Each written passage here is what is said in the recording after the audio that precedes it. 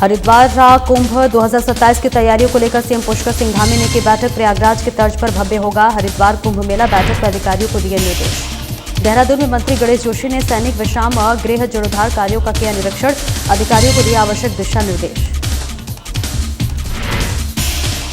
BJP प्रदेश अध्यक्ष महेंद्र भट्ट का बयान। प्रदेश महिला कांग्रेस के बीजेपी कार्यालय कूच को महेंद्र भट्ट ने बताया फ्लॉप। कांग्रेस पर लगाए कई गंभीर आरोप। मसूरी में एआईसीसी सचिव बीएम संदीप ने की कार्यकर्ताओं के साथ बैठक। पार्टी को मजबूत बनाने के लिए किया आह्वान। कहा 2027 के चुनाव में कांग्रेस बनाएगी सरकार। रामनगर में एक बार फिर जल प्रलय की चपेट। चुकुम गांव 154 परिवार सुरक्षित विस्थापन की कर रहे मांग। किसी तरह के नुकसान की नहीं कोई सूचना। नमस्कार, स्वागत है आपका। मैं हूं आपके साथ सपना दीपक मदेशिया। बुलेटिन का आगाज करेंगे। सचिवालय में मुख्यमंत्री पुष्कर सिंह धामी ने एक महत्वपूर्ण बैठक की। हरिद्वार कुंभ 2027 की तैयारियों को लेकर उच्च स्तरीय बैठक की। प्रयागराज की तर्ज पर भव्य और दिव्य होगा हरिद्वार कुंभ मेला। बैठक में अधिकारियों को दिए निर्देश। मेले की सभी तैयारियां अक्टूबर 2026 तक करें पूरी। सभी विभाग आपसी समन्वय के साथ करें कार्य।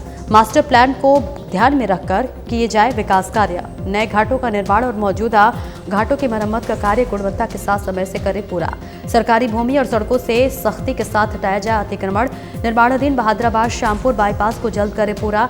श्यामपुर गैंडी खाता और चंडी घाट क्षेत्र में विशेष टेंट लगाने के लिए मास्टर प्लान करें तैयार। मनसा देवी और चंडी देवी पैदल मार्ग के सुदृढ़ीकरण का कार्य समय से करे पूरा। मेला क्षेत्र में डस्टबिन, रिसाइकलिंग सिस्टम और मोबाइल टॉयलेट की व्यवस्था करें सुनिश्चित।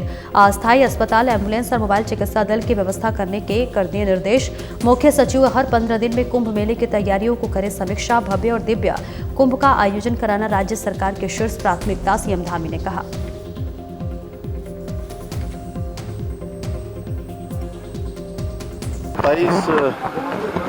में जो हमारा हरिद्वार में कुंभ प्रस्तावित है उसको लेकर आज सभी जनप्रतिनिधियों के साथ, सभी अधिकारियों के साथ, सभी जिलों के अधिकारियों के साथ आज विस्तृत रूप से उसकी तैयारियों के संबंध में बैठक हुई है।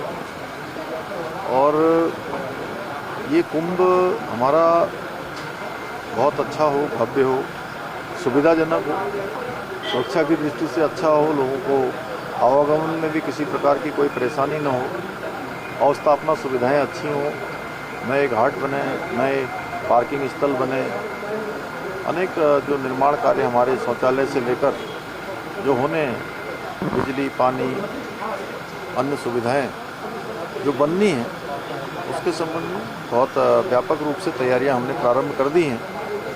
और साधु संतों का भी इसमें हम आशीर्वाद लेकर, उनका मार्गदर्शन लेकर इस कुंभ को बहुत ऐतिहासिक बनाने के लिए हमने काम प्रारंभ कर दिया है।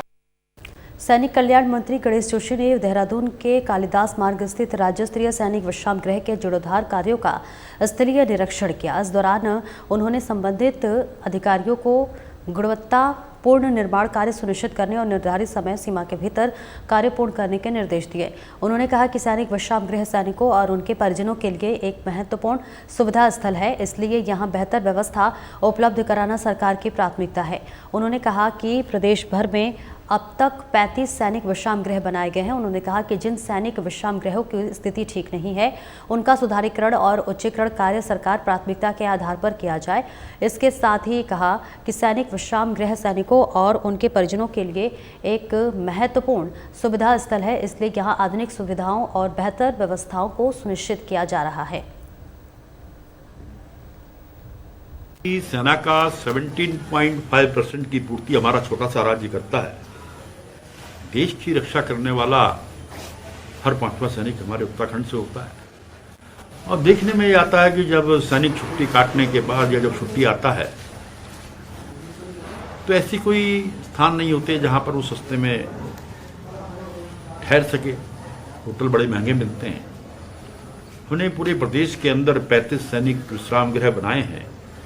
और मैंने व्यक्तिगत रूप से जब उनका दौरा किया तो मुझे महसूस हुआ कि उनकी स्थिति ठीक नहीं है। लगातार उनका उच्चीकरण, नवीनीकरण हम कर रहे हैं। हमने रुद्रप्रयाग में, हमने टनकपुर में, हमने बसवगढ़ में नया स्वीकृत किया है। और जहाँ जहाँ हमारे बने हुए उनको ठीक करने का हम कर रहे हैं। क्योंकि और यहाँ का जो सैनिक विश्राम गृह है बहुत अच्छा होना चाहिए। 2009 में भी हमारी सरकार द्वारा, जनरल खंटू जी द्वारा इसका शिलान्यास किया गया था, उस समय मैं विधायक था। और आज 1 करोड़ 42 लाख की लागत से हम इसको ठीक कर रहे हैं, ताकि जो है हमारे जो फौजी भाई यहाँ पर आएँ उनको उचित सुविधा मिले। और वहीं प्रदेश भर में आई आपदा को लेकर मुख्यमंत्री पुष्कर सिंह धामी का बड़ा बयान सामने आया है। आपदा से राज्य के कई क्षेत्रों में हुआ भारी नुकसान। सीएम धामी ने कहा, कई क्षेत्रों में बादल फटने से जानमाल को भारी क्षति, पोलों, सड़कों, सरकारी और निजी संपत्तियों को भी हुआ भारी नुकसान। प्रदेश भर में जलभराव और भूस्खलन से जनजीवन हुआ प्रभावित। आपदा से हुए नुकसान का किया जा रहा है आकलन। केंद्र ने राज्य में हुए नुकसान को लेकर अधिकारियों को किया नियुक्त। केंद्र राज्य सरकार मिलकर आपदाग्रस्त क्षेत्रों में जनजीवन सुचारू करने में लगे। आपदा प्रबंधन और सभी जिलों के जिलाधिकारी अलर्ट मोड पर। पीएम मोदी और गृह मंत्री अमित शाह हमेशा प्रदेश की मदद के लिए रहते हैं तत्पर। इस आपदा के दौर में केंद्र में मिल रही है भरपूर मदद।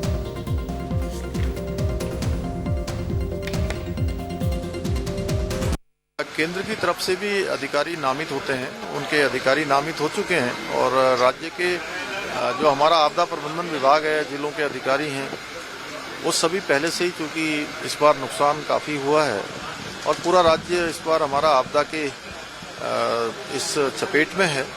और हमेशा हमारे राज्य को आदरणीय प्रधानमंत्री जी ने, आदरणीय गृह मंत्री जी ने अपनी प्राथमिकता में लिया है और हमेशा हमको मदद की है। तो इस आपदा में भी निश्चित रूप से हमको पूरी मदद मिलेगी और जितनी भी आपदाएं आई हैं उसमें आदरणीय प्रधानमंत्री जी, आदरणीय गृह मंत्री जी स्वयं व्यक्तिगत रूप से यहाँ की चिंता करते हैं और जो भी जरूरी सहायता हमको चाहिए होती है वो सहायता हमको मिलती है। आकलन अभी कर रहे हैं और नुकसान है, बहुत बड़ा नुकसान है, इस बार काफ़ी नुकसान हुआ है और सभी देख ही रहे हैं कि पूरे प्रदेश के अंदर आपदा है। कहीं जल भराव है, कहीं लैंडस्लाइड है, कहीं पर बादल फट रहे हैं, अनेक प्रकार की, कहीं कहीं पर चूँकि पुलों को, सड़कों को, सरकारी संपत्तियों को, निजी संपत्तियों को जनहानि भी हुई है और वैसे भी हानि हुई है, सभी प्रकार की हानि हुई है। प्रदेश के कृषि एवं कृषक कल्याण मंत्री गणेश जोशी ने बता दें कि जहां कृषि एवं उद्यान विभाग की समीक्षा बैठक की है। इस बैठक में आपदा प्रभावित क्षेत्रों को फसलों को हुए नुकसान को लेकर चर्चा की गई है। कृषि मंत्री जोशी ने जनपद उत्तरकाशी के धराली और आसपास के क्षेत्रों में शीघ्र अस्थायी स्टोरेज निर्माण कराने के निर्देश दिए हैं। साथ ही आपदा प्रभावित क्षेत्र के किसानों को समय पर फल सब्जियों के बीज, मशीनें और उपकरण इत्यादि उपलब्ध कराने पर जोर दिया गया है। उन्होंने अधिकारियों को आपदा से प्रभावित किसानों की फसलों का शीघ्र प्रस्ताव तैयार कर न्यूनतम समर्थन मूल्य पर कार्य करने को कहा। इसके साथ ही उन्होंने अधिकारियों को आपदा प्रभावित क्षेत्र में एप्पल मिशन के अंतर्गत किसानों को योजना के तहत लाभान्वित किया जाए। कृषि मंत्री ने विशेष रूप से निर्देश दिए हैं कि यदि जनपद उत्तरकाशी के आपदा प्रभावित क्षेत्रों में सड़क मार्ग समय पर नहीं खुल पाया तो ऐसे में सेब उत्पादकों को नुकसान से बचाने के लिए एमएसपी का वैकल्पिक प्रस्ताव भी तैयार कर रखा है। उन्होंने सेब के ए और बी ग्रेड फलों की एमएसपी का प्रस्ताव शीघ्र तैयार करने के निर्देश दिए। बैठक में कृषि मंत्री ने जायका परियोजना पर जोर देते हुए नवंबर माह से प्लांटेशन कार्य शुरू करने को कहा है। इसी के साथ साथ उन्होंने बताया है कि यह परियोजना वो प्रदेश के 4 पर्वतीय जनपदों यथा टिहरी, उत्तरकाशी, नैनीताल और पिथौरागढ़ के 16 विकास खंडों में किसान उत्पादक संगठनों के सहयोग से लागू की जाएगी।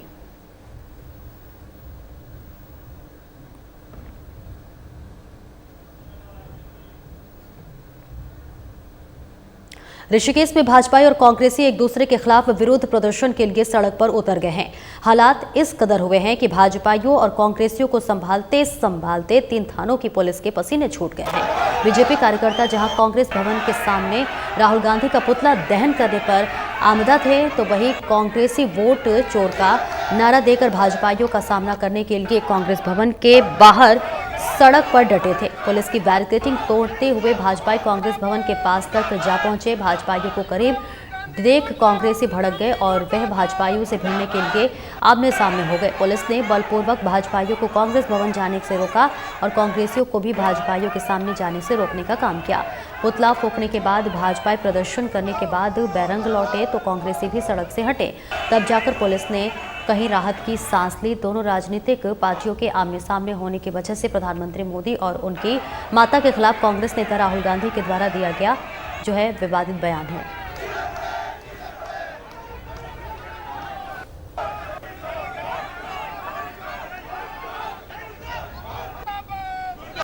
ये विदित है, पूरा भारतवर्ष जानता है कि नेता विपक्ष जो राहुल गांधी जी ने जिस प्रकार से हमारे देश के यशस्वी प्रधानमंत्री आदरणीय नरेंद्र भाई मोदी जी की माता जी को जो अपशब्द कहे वो बिल्कुल शोभनीय नहीं है। पूरा देश उसको बर्दाश्त नहीं करेगा और उससे कांग्रेस पार्टी का चाल चरित्र चेहरा उजागर होता है कि वो मातृशक्ति का किस प्रकार से वो सम्मान करते हैं।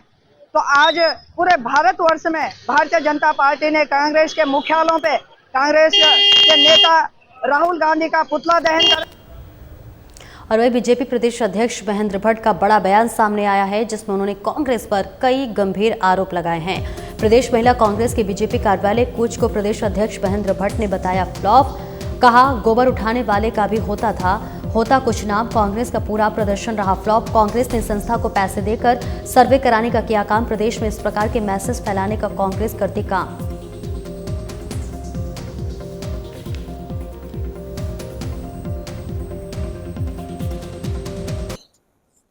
देखिए, गोबर उठाने वाले का भी कुछ नाम होता है।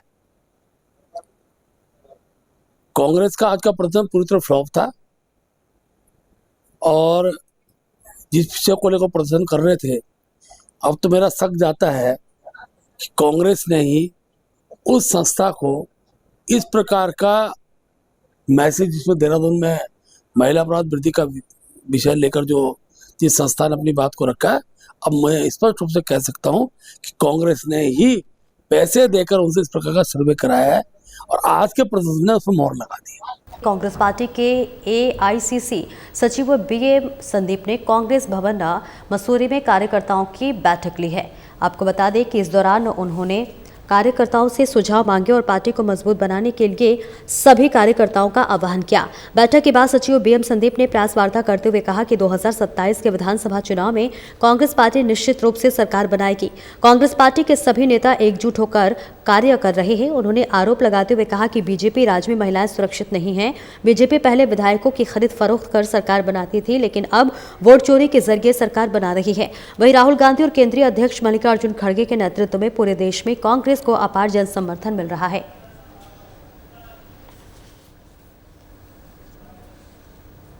बहुत उत्साह था।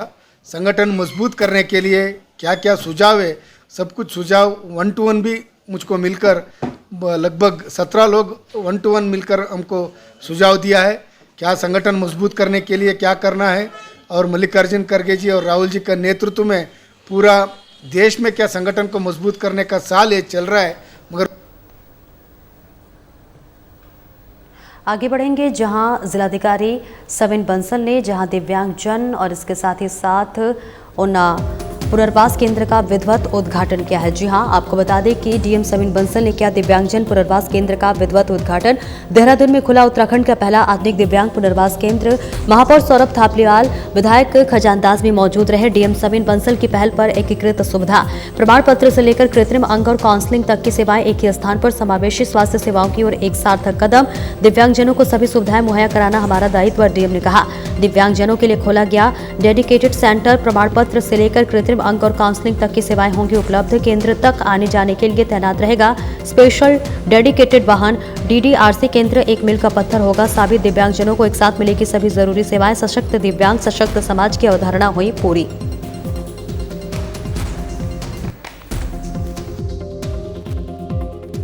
In any given place, about 20% of the population किसी न किसी रूप में दिव्यांग होती है, तो ये एक बहुत बड़ी संख्या है। और इस वर्क को हमें एनेबल करना, फैसिलिटेट करना और मेनस्ट्रीम से जोड़ने का दायित्व हमारा है, हमारी सरकार का है, हमारे प्रशासन का है। इसी के दृष्टिगत सारी सर्विसेज को हमें एक प्लेटफॉर्म पर इंटीग्रेट करना था, जिससे उनके UDID कार्ड्स, दिव्यांग प्रमाण पत्र, आधार कार्ड और उनका जो रिहेबिलिटेशन है, ट्रीटमेंट है, उसको हम समावेशित कर सकें, एकीकृत कर सकें। तो उत्तराखंड के नैनीताल जिले का चुकुम गांव एक बार फिर से जल प्रलय की चपेट में है। रामनगर तहसील से लगभग 24 किलोमीटर दूर जंगलों और कोसी नदी के पार बसा ये राजस्व गांव हर साल आपदा की चपेट में आता है। इस गांव के 154 करीब अधिक परिवार साल 1993 से ही सुरक्षित विस्थापन की मांग कर रहे हैं, लेकिन कई दशक बाद भी समाधान सिर्फ फाइलों और सर्वेक्षणों तक सीमित है। उप जिलाधिकारी प्रमोद कुमार के मुताबिक अभी भी कई परिवार वहां पर रह रहे हैं, हालांकि किसी तरह के नुकसान की कोई सूचना नहीं है।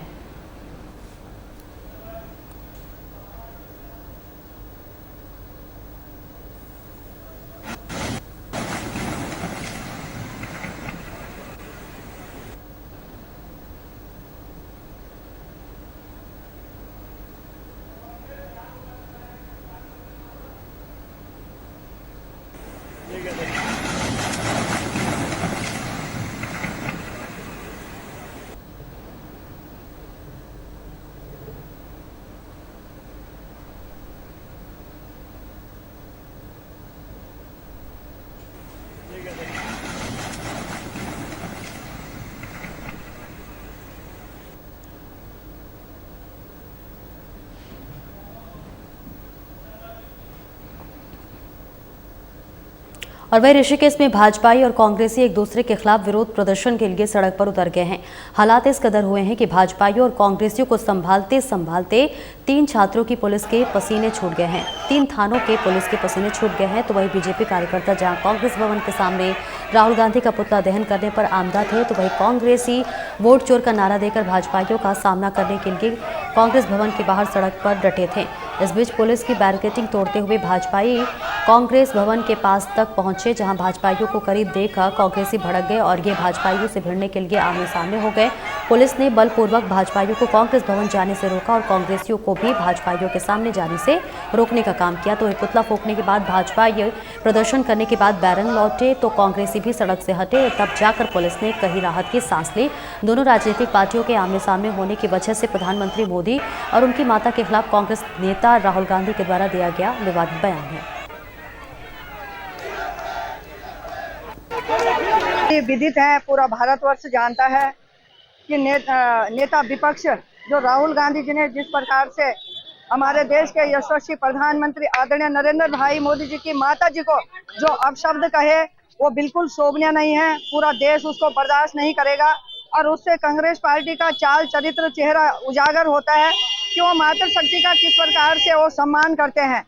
तो आज पूरे भारतवर्ष में भारतीय जनता पार्टी ने कांग्रेस के मुख्यालयों पे कांग्रेस के नेता राहुल गांधी का पुतला दहन करा। देखिए, भाजपा जिस तरीके से पूरे देश में अराजकता फैलाने का काम कर रही है, कांग्रेस के मुख्यालयों में चाहे पटना में हो, देहरादून में हो, इसी तरह कांग्रेस भवन ऋषिकेश में भी ये लोग जो है अपना पुतला जलाने वाले थे, अपना यहाँ पर जो है हमारे कांग्रेस कार्यालय में धरना बोल रहा था। हम गांधीवादी लोग हैं, हमारे सारे कांग्रेस जनों के लोग यहाँ पर एकत्र हुए और जो ये पुतला फूंकना चाहते। फिलहाल इस बुलेटिन में इतना ही। नमस्कार।